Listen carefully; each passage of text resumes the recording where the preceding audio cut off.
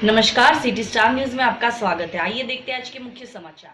जम्मू कश्मीर के पहलगाम में हुए आतंकी हमले में हुए नरसंहार के खिलाफ नवापुर मुस्लिम समाज के द्वारा जुलूस निकालकर लोगों ने अपना आक्रोश व्यक्त किया, जहां पाकिस्तान और आतंकवाद के खिलाफ मुर्दाबाद के नारे लगाए गए और सरकार से अपील की गई कि आतंकवाद के खिलाफ सख्त से सख्त कार्रवाई करें।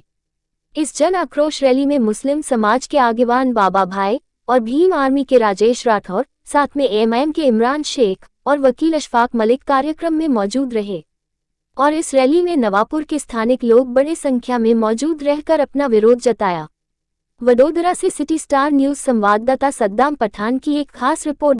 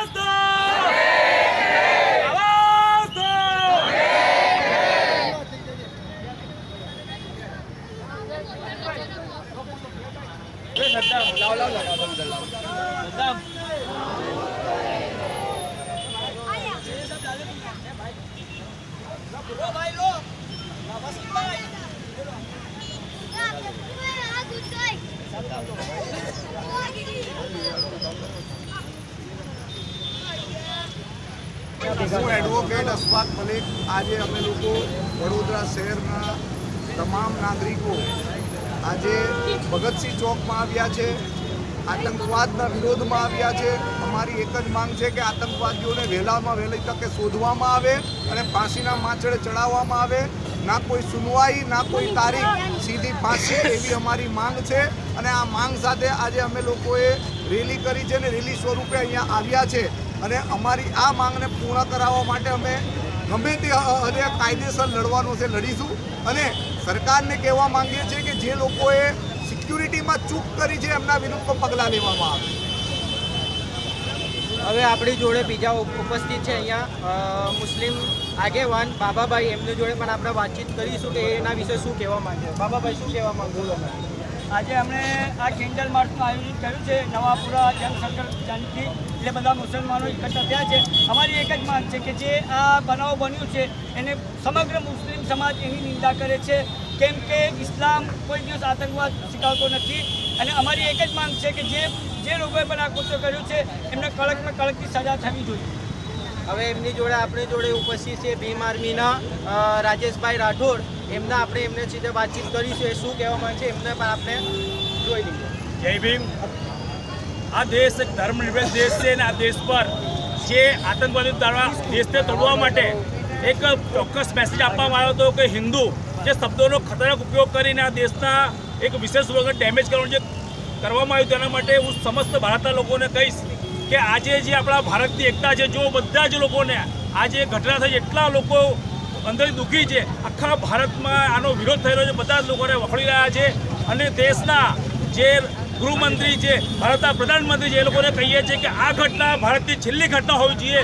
હવે પાકિસ્તાન વિશ્વના નકશામાં ના હોવું જોઈએ। જો આતંકવાદ ત્યાં થયો હોય તો વિશ્વને કોઈ દેશો બચવો ના જોઈએ જ્યાંથી આતંકવાદ હોય, એ બધા દેશને નાબૂદ કરી નાખો, કારણ કે કોઈ પણ કોઈની જાન લેવી કોઈના હાથમાં નથી। એટલા માટે આવી ઘટના ફરીવાર કોઈ પણ કરે ના, અને જે ઇઝરાયલે કર્યું હતું એવું સેમ તમને કરવાનો મોકો મળે છે તમારી પાસે। અત્યારે દુનિયાના બધા દેશો તમને સપોર્ટ કરી રહ્યા છે।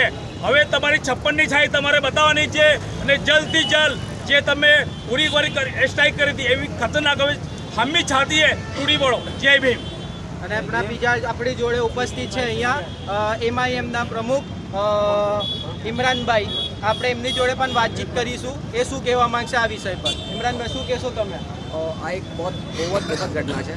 અમે માનીએ છીએ કે આજે આખો જે ભારત છે એ ભારતના તમામ લોકો આજે દુઃખી છે, કારણ કે જે લોકો મરી ગયા છે, જેમણે પોતાના સ્વજનો ગુમાવ્યા છે, આપણે ગમે તેટલી શ્રદ્ધાંજલિ આપી દે, ગમે તેટલી એમના માટે આપણે શુભેચ્છાઓ કરીએ, પરંતુ આપણે એમને જે ખોટ થઈ છે એમના જીવનમાં, એમના જે સ્વજનો ગુમાવ્યા છે, આપણે ક્યારે પૂરી કરી શકવાના નથી. સરકાર બધું સબ સલામતના દાવા કરે છે, પરંતુ આ વાસ્તવિકતા છે કે છેલ્લા 11 વર્ષમાં 30થી વધુ ઘટનાઓ થઈ છે આતંકવાદની, અને સરકાર હંમેશા દાવો કરે છે અને જે મીડિયામાં દર વખતે એવું કહેવામાં આવે છે કે અમે પગલાં લઈશું, અમે આતંકવાદને નાબૂદ કરીશું. એ તદ્દન વસ્તુઓ તદ્દન એવું લાગે છે કે ફક્ત મીડિયા નિવેદનો સિવાય બીજું કશું જ નથી. એટલે અમે સરકારને કહીએ છીએ કે સરકારે, લોકોએ તમને વોટ નથી આપ્યા, પરંતુ લોકોએ તમારામાં શ્રદ્ધા મૂકી છે, તમારામાં વિશ્વાસ મૂક્યો છે કે તમે એમની જાનમાલનું રક્ષણ કરશો, આ દેશની સુરક્ષા કરશો, અને છતાં પણ જો તમે આમાં કામયાબ નહીં થાઓ, તમે આમાં કોઈ પગલાં નહીં ભરો, તો મને લાગે છે કે દેશના લોકોનો જે છે એ ગુસ્સો એ વધારે ભડકશે.